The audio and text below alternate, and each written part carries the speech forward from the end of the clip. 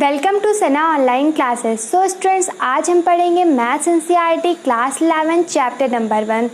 तो स्टूडेंट्स, मैंने सेट्स आपको डिटेल में बहुत अच्छे से अपनी पिछली वीडियो में समझा दिया था। अगर आपने वो वीडियो नहीं देखी है तो मैं लिंक डिस्क्रिप्शन में दे दूंगी, आप वहाँ से देख सकते हैं।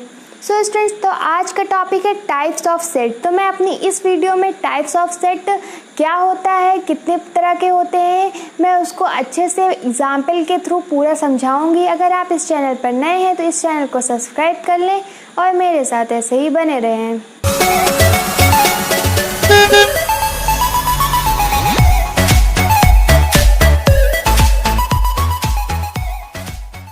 स्टूडेंट्स, आज मैं आपको बताऊंगी टाइप्स ऑफ सेट्स। तो पहला है एम्प्टी सेट। तो स्टूडेंट्स, एम्प्टी सेट क्या होता है? A set which does not contain any element is called the empty set और द नल सेट और द वाइड सेट। इसका मतलब ये हुआ कि जो सेट कोई भी एलिमेंट अपने अंदर कंटेन नहीं करता है वो एम्प्टी सेट होता है। इसका मतलब कि कोई भी सेट हो उसके अंदर कोई भी एलिमेंट ना हो तो हम उसको एम्प्टी सेट कह देंगे, ठीक है। या फिर हम उसको नल सेट भी बोल सकते हैं और यह वाइड सेट भी कह सकते हैं। It is denoted by phi और करली ब्रेसेस। अगर जैसे मान लीजिए कि कोई सेट एम्प्टी है तो हम उसको फाई से डिनोट कर देंगे, या फिर हम ऐसे ही कोई करली ब्रेसेस दो बना देंगे तो ये हमारा एम्प्टी सेट डिनोट हो जाएगा। तो स्टूडेंट्स, मैं आपको एग्जाम्पल के थ्रू समझा दूंगी तो आपको और अच्छे से समझ में आ जाएगा। Let a is equal to x such that x belongs to n and 1 is less than x and x is less than 2, then a is empty set. तो इसका मतलब ये हो गया कि जो x है वो नेचुरल नंबर यहाँ पे दिया गया है और जो 1 है वो x से छोटा है और जो x है वो 2 से छोटा है। तो हमको इसके बीच का नंबर फाइंड करना है। तो 1 और 2 के बीच में कोई भी नेचुरल नंबर नहीं आता है। इसका मतलब स्टूडेंट्स ये हो गया कि ये एम्प्टी सेट है। जैसे यहाँ पे जो नेचुरल नंबर दिया गया है तो नेचुरल नंबर 1 2 3 4 5 होता है। अब यहाँ पे 1 और 2 लिखा है, x से छोटा 1 है और 2 से छोटा x है, तो इसके बीच में तो कोई नेचुरल नंबर आ ही नहीं सकता है। तो इसका मतलब ये हो गया कि एम्प्टी सेट है। तो हम इसको इस तरह से लिख सकते हैं कि यहाँ पे हम लिख देंगे कि जो यहाँ पे जो सेट है वो एम्प्टी है, ठीक है। अब सेकंड टॉपिक है फाइनाइट एंड इनफाइनाइट सेट। तो इसका डेफिनेशन क्या है? Set is said to be finite if it consist only finite number of elements, ठीक है। सेट को हम तभी फाइनाइट कह सकते हैं जब वो सिर्फ फाइनाइट नंबर ऑफ एलिमेंट्स को अपने अंदर कंटेन करता है। जिसका मतलब कि सिर्फ उसके अंदर सेट के अंदर फाइनाइट नंबर्स ऑफ एलिमेंट हो। मैं इसका आपको एग्जांपल दे दूंगी तो आपको अच्छे से समझ में आ जाएगा। The set of the days of the week is finite. अब जैसे यहाँ पे लिखा है कि जो हफ्ते में कितने दिन होते हैं तो हम बता देंगे कि 7 दिन होते हैं, तो ये फाइनाइट है, हम इसको गिन सकते हैं आराम से। तो ये हो गया हमारा फाइनाइट सेट, ठीक है। अब a set which is not finite is called an infinite set. और जो सेट में कोई फाइनाइट नंबर्स ना हो उसको हम इनफाइनाइट सेट कह सकते हैं। मतलब जो भी सेट अपने अंदर फाइनाइट नंबर नहीं कंटेन करता है वो इनफाइनाइट सेट कहलाता है। जैसे कि यहाँ पे है the set of natural number is infinite. अब यहाँ पे ये सेट तो है नेचुरल नंबर लेकिन ये इनफाइनाइट है क्योंकि हम इसको कभी काउंट नहीं कर सकते हैं, ये काउंटेबल थिंग्स नहीं है, ठीक है। जैसे अब इवन नंबर, ऑड नंबर, इस तरह की कोई भी चीज़ें हम काउंट नहीं कर सकते हैं। तो ये हो गया इनफाइनाइट सेट, ठीक है। तो आई होप आपको मैंने जो एग्जांपल्स दिए हैं उस एग्जांपल से आपको समझ में आ गया होगा। अब बढ़ते हैं अपने नेक्स्ट टॉपिक की तरफ, इक्वल सेट। इक्वल सेट क्या होता है student? Two set A and B are said to be equal if they have exactly the same element, ठीक है। तो हम दो सेट अगर A और B है उसको हम इक्वल तभी कह सकते हैं जब उसके दोनों एलिमेंट एकदम सेम टू सेम हो, तब हम इसको इस तरह से लिख देंगे A is equal to B। और इसका एग्जाम्पल्स हम समझ लेते हैं। जैसे यहाँ पे है let A is equal to 1 2 3 4 और B इज इक्वल टू 4 2 3 1। आप इस पर मत जाइए कि ये आगे पीछे है, इससे कोई मतलब नहीं है। बस हमको जो पहले सेट में जितने भी एलिमेंट हैं हमको दूसरे सेट में भी उतने ही एलिमेंट चाहिए। जैसे यहाँ पर 1 है तो यहाँ पर भी 1 है, 2 है, 3, 4, आगे पीछे से स्टूडेंट्स कुछ भी मतलब नहीं होता है, तो आप इस पर न जाके आप सिर्फ ये देखें कि जो एलिमेंट्स सेट ए में है वो सेट बी में भी होने चाहिए। तो ये हम इसको इस तरह से कर लेंगे। तो अगर आपके दोनों सेट इक्वल हैं तो आप इस तरह से A is equal to B लिख सकते हैं, ठीक है। अब the sets are not equal then we write A is not equal to B। अगर सेट्स इक्वल नहीं है, मान लीजिए A और B इक्वल नहीं है, तो हम इस तरह से लिख देंगे A is not equal to B। तो यहाँ पर एक एग्जाम्पल मैं आपको बता देती हूँ। जैसे यहाँ पे A है BOOK, BOOBK, तो यहाँ पे देख लीजिए B है, OO है, K है, ठीक है। और यहाँ पे फिर हम ये दोनों सेट, इसका मतलब इक्वल सेट हैं। अब इसमें हम B और C में देख लेंगे। यहाँ पे O है, यहाँ पर B है, पर यहाँ पर K है और यहाँ पर Y है, तो इसका मतलब ये इक्वल सेट नहीं हुआ। तो A is equal to B, क्योंकि ये दोनों इक्वल थे इसलिए A is equal to B, और ये जो दोनों हैं ये not equal to C। I hope आपको स्टूडेंट समझ में आ रहा होगा। अगर आपको कोई भी चीज़ ना समझ में आए तो आप कमेंट्स बॉक्स में बता सकते हैं, मैं अपने नेक्स्ट वीडियो में वो कवर कर दूंगी। अब नेक्स्ट टॉपिक है singleton set. A set containing exactly 1 element is called singleton set. अब इसका मतलब ये हुआ स्टूडेंट्स कि वो सेट जो अपने अंदर सिर्फ एक एलिमेंट कैरी करता हो, सिर्फ एक एलिमेंट उस सेट के अंदर हो, उसको हम सिंगलटन सेट कहते हैं। जैसे यहाँ पे एग्जांपल है, यहाँ पे देखिए 0 है, सिर्फ एक मतलब एलिमेंट है, इसका मतलब ये होगा कि ये सिंगलटन सेट है, ठीक है। यहाँ पर 0 की जगह कुछ भी हो सकता है, 1 2 3 4 कुछ भी आप लिख सकते हैं, कि ज़रूरी नहीं 0 लिखा है तो वो सिंगलटन है। आप यहाँ पे कुछ भी आए, सिर्फ एक एलिमेंट हो, बस A B C कुछ भी हो, वो सिंगलटन सेट कहलाता है। अब स्टूडेंट्स नेक्स्ट टॉपिक आता है सबसेट्स। आप इसको अच्छे से समझिएगा।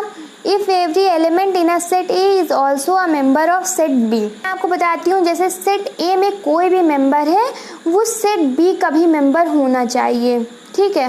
It is denoted by this symbol. हम इस सिंबल के थ्रू नोट करते हैं। This symbol stands for is a subset of और इज कंटेन्ड इन। हम इस सिंबल को कह सकते हैं इज अ सबसेट ऑफ और इज कंटेन्ड इन। अभी आपको आगे इसका मतलब और अच्छे से समझ में आ जाएगा। आप इस वीडियो को लास्ट तक देखें ताकि आपको सारे टॉपिक्स अच्छे से क्लियर हो जाएं। स्टूडेंट्स, जो मैंने आपको डेफिनेशन बताई थी सबसेट की, कि if every element in A set A is also a member of set B, तो हम इस तरह से लिख सकते हैं। मान लीजिए कोई भी जो सेट ए का मेंबर है वो सेट बी का भी मेंबर होना चाहिए, तो हम यहाँ पे अगर वो ऐसा होगा तो हम इस तरह से लिखेंगे कि ए इज सबसेट ऑफ बी। जो मैंने आपको इसका मतलब बताया था कि इज सबसेट ऑफ, हम इसको इस तरह से कह सकते हैं, या फिर कह सकते हैं इज कंटेन्ड इन, ठीक है। तो हम यहाँ पे इस तरह से लिख सकते हैं। अगर ये सबसेट होगा तो ए जो है वो सेट ए का मेंबर होना चाहिए, और ये जो स्टूडेंट्स है ये इम्प्लाइज का साइन है, इसको हम इम्प्लाइज बोलते हैं। फिर जो ए है वो बी का मेंबर होना चाहिए, सेट बी का मेंबर होना चाहिए। अब हम यहाँ पे मैंने लिख लिया है, ये एक नोट्स की तरह है, इसको अपने नोट्स बना सकते हैं, इसलिए मैंने पूरा लिख लिया है कि ताकि आपको अच्छे से समझ में आ जाए। Read as A is a subset of B. A is a subset of B. ठीक है। If A is an element of A, if A is an element of A, या फिर A is a member of A, फिर implies, ये देखिए implies that का ये sign है। A is also an element of B. A is also an element of B, या फिर A is also a member of B। ठीक है, ये जो चीज़ है ये पूरा मैंने यहाँ पे लिख दिया है, आपको ये अच्छे समझ में आ जाएगा। If A is not a subset of B then we write A is not a subset of B। अगर मान लीजिए A B का सबसेट नहीं है तो हम इसको इस तरह से डिनोट कर देंगे। तो मैं पहले आपको जो सबसेट है उसका एक एग्जांपल दे देती हूँ। जैसे यहाँ है let A is equal to 1 3 5 and B is equal to x such that x is an odd natural number less than 6। ठीक है। तो यहाँ पे अगर हम इसको सॉल्व करते हैं तो क्या होता है कि मतलब ये एक ऑड नेचुरल नंबर है लेस देन 6। तो odd natural number less than 6 क्या होता है 135। तो यहाँ पर भी 135 है, बी में भी 135 है, इसका मतलब ये ए सबसेट हो गया। तो हम इसको लिख देंगे कि then A is a subset of B and B is also a subset of A, क्योंकि यहाँ पे भी 135 है, यहाँ पे भी 135 है, तो ये इसका सबसेट हो जाएगा और ये इसका सबसेट हो जाएगा। तो और यहाँ पे and hence A is equal to B, क्योंकि ये दोनों बराबर हैं तो हम इस तरह से लिख सकते हैं। अगर मान लीजिए कि जो मैंने ये बताया था कि ये सबसेट नहीं है, A is not a subset of B, तब हम क्या लिखेंगे? तो यहाँ पर हम मतलब इसका एग्जाम्पल क्या होगा? तो यहाँ पे है A is equal to AEIOU और B is equal to ABCD। Then A दोनों एलिमेंट्स मैच नहीं है, then A is not a subset of B, ना ए बी का सबसेट है and also B is not a subset of A, तो B भी ए का सबसेट नहीं है। ठीक है, तो हम इस तरह से इसको डिनोट करते हैं। अब नेक्स्ट आता है पावर सेट। अब पावर सेट क्या होता है? ये बहुत इजी है, आप इसको बहुत आसानी से समझ जाएंगे। The collection of all subsets of a set A is called the power set of A. यहाँ पर है students collection of all subset. मैंने आपको जो बताया है सबसेट्स के बारे में, तो उसका जो कलेक्शन होता है सेट ए में, उसको हम पावर सेट ऑफ ए बोलते हैं। ठीक है, जो सबसेट का कलेक्शन होता है उसको हम पावर सेट कहते हैं। ठीक, इसको डिनोट करते हैं, it is denoted by P A, और in P A every element is a set. जो पी ए में हर एक एलिमेंट सेट होता है। अब स्टूडेंट्स हम इसका एग्जाम्पल के थ्रू समझ लेंगे।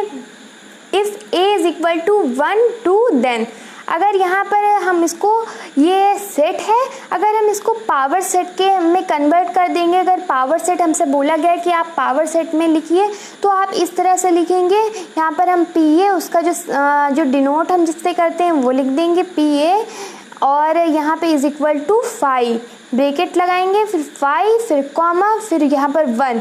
ये पहले क्योंकि ये सेट है इस वजह से, फिर यहाँ पर 1, फिर यहाँ पर ये जो 2 है ये 2, और फिर ये जो है पूरा सेट, हम इसको पूरा सेट यहाँ पर 1 और 2 लिख देंगे और ब्रेसेस बंद कर देंगे। अगर मान लीजिए यहाँ पे 1 2 3 होता तो आप पहले एक में 1, फिर 2, फिर एक ब्रैकेट में 3, फिर लास्ट में 1 2 3 आप इस तरह से लिखते।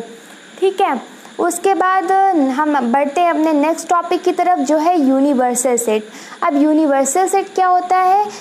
A set that contains all set in a given context is called universal set।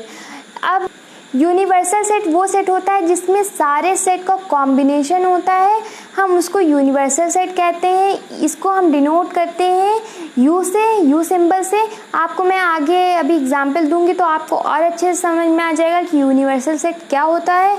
तो पहला एग्जांपल है, if A is equal to 1 2, b is equal to 2 4 5, c is equal to 1 3 5 7। तो मैंने आपको बताया है कि ये सब का कॉम्बिनेशन होता है, जितने भी सेट्स होते हैं, जितने भी नंबर्स होते हैं, हम इसको कंबाइन कर देते हैं। तो देन फिर यहाँ पर 1 2 था, मैंने यहाँ पे u इस वजह से, क्योंकि u इसका सिंबल है। उसके बाद u इज इक्वल टू, यहाँ पर 1 2 है तो 1 2, और यहाँ पे 2 4 5 भी है तो 2 पहले से लिख दिया है, इस वजह से हम दो बार रिपीट नहीं कर सकते हैं, तो हमने यहाँ पर 4 5 लिख दिया 5। ठीक है, अब हमने यहाँ पे C में देखा 1 3 5 7 है, तो 1 रिपीट नहीं कर सकते, यहाँ पे 3 नहीं था, तो इस वजह से हमने यहाँ पे 3 लिख दिया और 5 7 लिख दिया। ठीक है, तो ये सारे नंबर्स को इसने एक जगह पर कंटेन कर लिया। ठीक है, अब नेक्स्ट है example, a set of even numbers, set of odd numbers and the set of prime numbers and the set of natural numbers is universal set. इसका मतलब ये हुआ कि जितने भी इवन नंबर का सेट है, जितने भी ऑड नंबर का सेट है, प्राइम नंबर्स का सेट है और नेचुरल नंबर का सेट है, सब यूनिवर्सल सेट्स कहलाते हैं। सो स्टूडेंट्स, ये रहा टाइप्स ऑफ सेट का पूरा एक्सप्लेनेशन। अगर आपको ये वीडियो अच्छी लगी हो तो इस वीडियो को लाइक करें, कमेंट करें, शेयर करें और मेरे चैनल को सब्सक्राइब करना ना भूलें। Thank you.